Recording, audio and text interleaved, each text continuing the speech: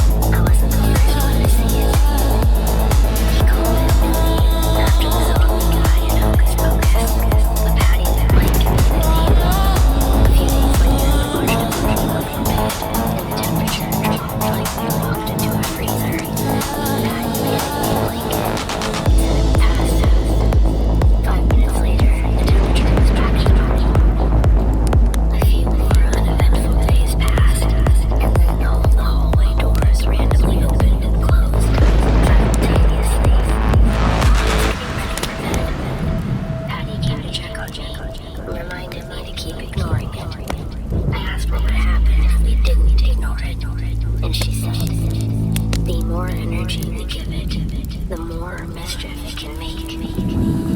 I think she used the word mischief so that she wouldn't scare me, but I kind of wish she would have scared me, because now I was just intrigued. I'd gotten comfortable there, and it made me feel braver than I was. That night I tried talking to the spirit or whatever it was. Nothing answered, but there were more wet footprints on my floor the next morning. This time they were right in front of the nightstand.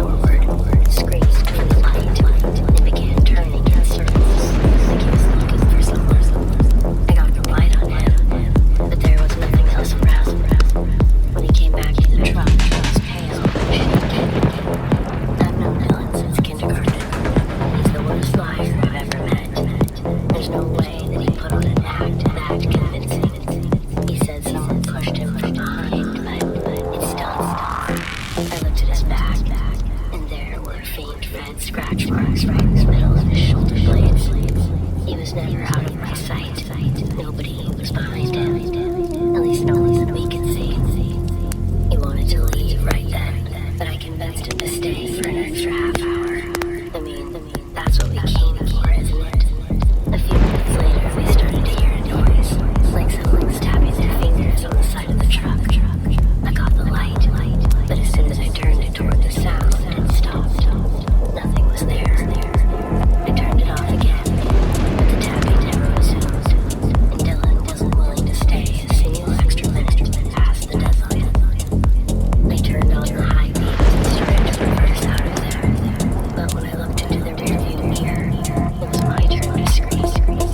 There was a man in my backseat. He was dressed like an Amish person. There was no skin to the left side of his face. Suddenly, ghost hunting was no longer a sport I wanted to participate in. I jumped out of the truck, shining my flashlight on his backseat, but it was empty. Dylan saw nothing, but he screamed and got out too. Once I explained, we had a short debate over whether it was the best idea to try to act. Walking through the dark fields seemed worse. After an extremely thorough inspection, I drove us back without glancing into the mirrors. We hadn't been back to that graveyard, but I think that ghost guy followed Dylan home. He's had things in his room fall off shelves, his keys get removed, and he seems to walk past his door while being home alone. This week when I saw him, he had more scratch marks on his back. He doesn't even forget them, just that they were there when he woke up. I know this makes me sound horrible, but part of me is just so relieved that nothing followed me home. I mean, to be fair, I told him not to piss on the graves. Bakersfield locals know the Padre Hotel well. It's a landmark, a place where people go to enjoy dinner and drinks, sometimes something else entirely. One night I was there taking photos. I didn't expect anything out of the ordinary. I live in town, so visiting the Padre for dinner felt routine. Being a wedding photographer, I'd spent a lot of time there. The building itself is elegant, polished floors, refined decor, and a sense of charm. But something about it also felt off. Couldn't quite put my finger on it at first, but the more that you're there, the more you realize something else is too. Perhaps it was the occasional flicker of the light, the way the temperature seemed to drop, the deeper into the restaurant's went. The Padre Hotel had seen its fair share of tragedy. In the 1950s, a devastating fire swept through the upper floors, claiming the lives of several families, most of them children. The memory of that night lingers in every hallway, in every corner. The hotel staff has tried, time and time again, to erase the signs of what happened. In one particular area of the restaurant, the child's handprint, small and smudged, keeps reappearing on the wall. They've scrubbed it, painted it red, yet no matter what they do, it always returns, like the child's trying to remind us they never left. After dinner this night, I took a casual photo of the wall with the infamous handprint. It wasn't until I got home and examined the picture that my stomach turned. There, beside the handprint, was a shadowy figure. It was faint, but unmistakable. A hazy outline of a person standing right next to it, watching it. That's when the stories that I'd heard about the Padre Hotel began to surface in my mind. And investigators had flocked to this place for years, and he claimed it to be one of the most active locations they'd ever encountered. Some spoke of a man who drowned in the mysterious lady's bathtub. Others whispered about a man who looked from the hotel's roof in an act of desperation and despair. Each death left a mark, like a stain on the soul of the hotel no amount of renovation could wash away. And the strange happenings continue to this day. Water faucets turn on by themselves, and electrical malfunctions are commonplace, especially in organic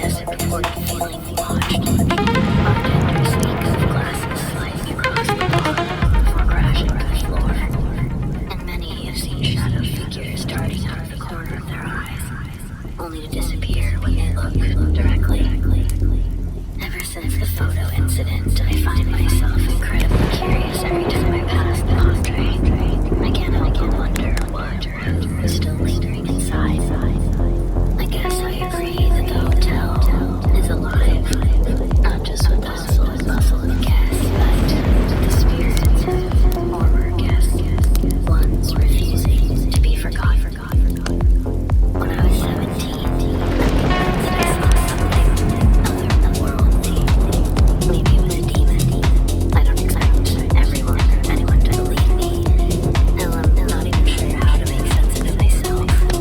But every time I think back to that night, details come rushing back, like it just happened.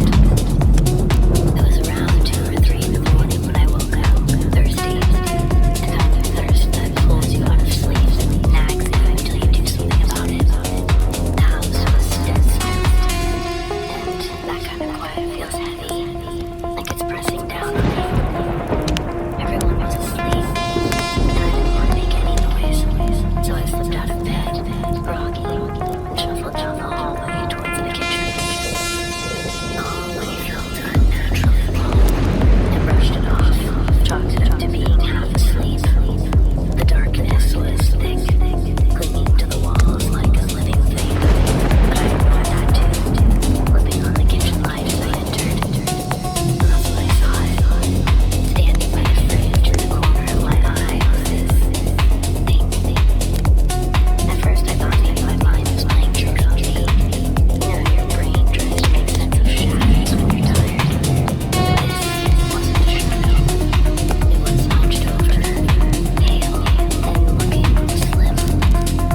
Its skin stretched tight, its bones. It wasn't human. It was mistaken.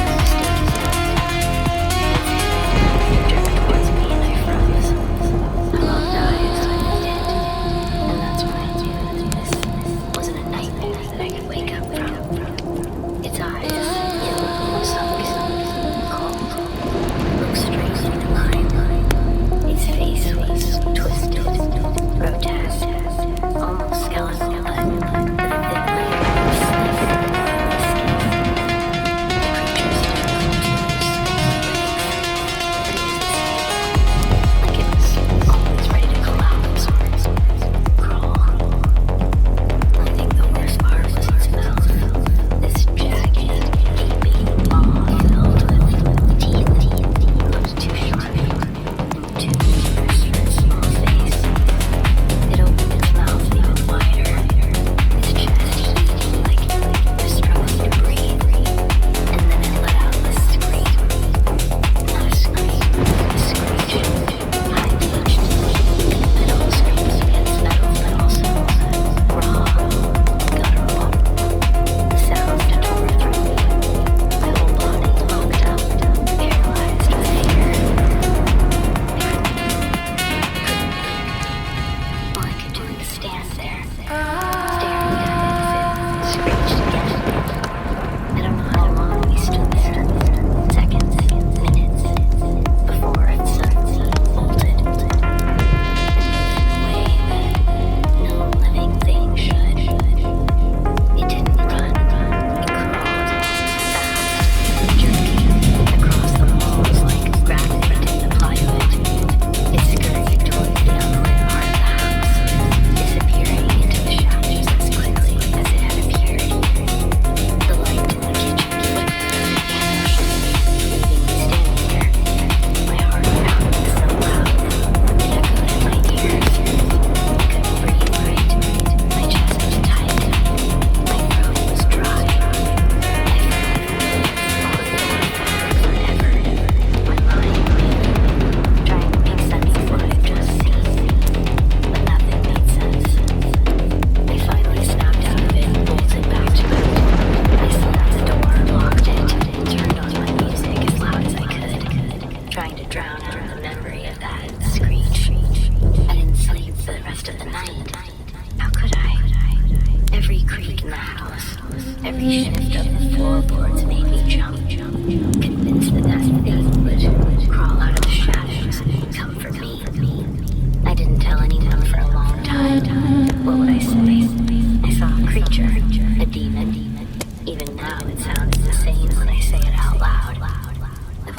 shared this story with a few people, and each time I tell it, the same chill runs down my spine. I'm not here to convince anyone that demons are real or to start some debate. I just want to know if anyone out there has ever seen something like it, because it makes you feel like you're losing your mind, like maybe what you saw wasn't real, but deep down, you know it was, and that's the scariest part of all. My wife Sarah and I have always been drawn to the outdoors. We've been together for 6 years now, married for 2, and camping had always been our way to unwind from the daily grind.